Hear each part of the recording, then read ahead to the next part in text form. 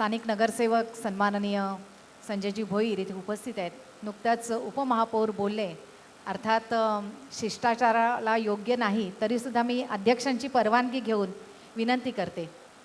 स्थानिक नगरसेवक सन्माननीय संजयजी भोईर आपणही या एक्स्पोला शुभेच्छा द्याव्यात. MCIच्या वतीने आजचा हा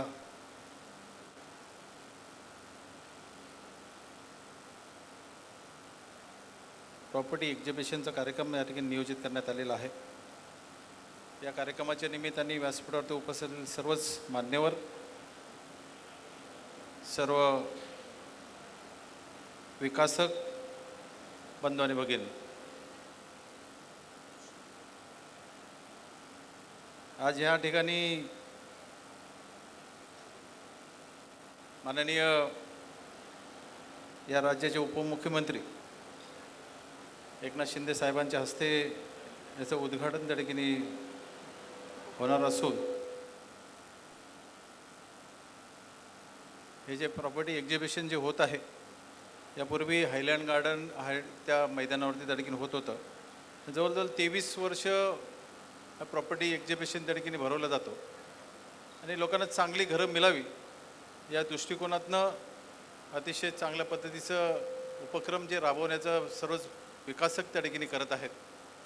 आम्ही तर आमचं सौभाग्य समजतो की आमच्या भागामध्ये जेवढे विकासक त्या ठिकाणी आलेले आहेत आणि त्यांच्या माध्यमातून चांगल्या डेव्हलपमेंट त्या ठिकाणी होत आहेत आणि ह्या चांगल्या डेव्हलपमेंट होत असताना चांगली घरं लोकांना त्या ठिकाणी जी घेण्याच्या संदर्भात जो उत्साह त्या ठिकाणी आहे आणि त्या उत्साहाच्या माध्यमातून जर आज बघितलं तर आम्ही आमचा प्रभाग क्रमांक 8मध्ये जवळजवळ जेवढे विकासकांनी जे बिल्डिंग्स त्या ठिकाणी तयार केल्या, जवळ 1 ते 1.5 लाख लोक राहण्यासाठी त्या ठिकाणी आलेले आहेत आणि 1 ते 1.5 लाख लोक राहतात.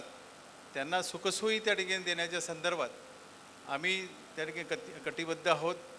जर आपण बघितलं असेल की सेंट्रल पार्क त्या ठिकाणी तयार झालेला आहे, शरदचंद्रजी पवार स्टेडियम त्या ठिकाणी आहे, त्याच्यानंतर ठाणे क्रीक जी चौपाटी त्या ठिकाणी तयार झालेली आहे, चांगलं कॉलेज त्या ठिकाणी देवराम बोरी डिग्री कॉलेज आहे, त्याच्यानंतर आणखी जे उपक्रम त्या ठिकाणी आम्ही चांगले रस्ते त्या ठिकाणी आम्ही चांगल्या कॉन्क्रिटीकरणाचे रस्ते त्या ठिकाणी आम्ही लोकांना सुखसोयी त्या ठिकाणी दिलेल्या आहेत.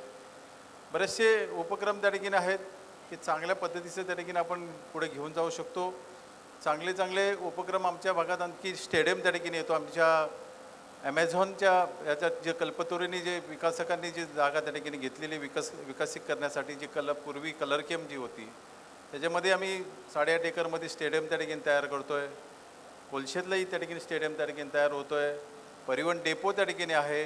अशा पद्धतीचे विविध योजना त्या ठिकाणी या भागामध्ये चांगल्या पद्धतीचं आम्ही घेतलेल्या आहेत आणि त्या याच्यातनं माननीय या राज्याचे उपमुख्यमंत्री आणि मुख्यमंत्री पूर्वीचे तरी मुख्यमंत्री एकनाथ शिंदे साहेब आणि आत्ताचे जे उपमुख्यमंत्री त्या ठिकाणी जे देवेंद्रजी आहेत, यांच्या सर्वांच्या आशीर्वादाने या भागाचा चांगला विकास त्या ठिकाणी होत आहे. निरंजन डावखरे साहेब त्या ठिकाणी आहेतच.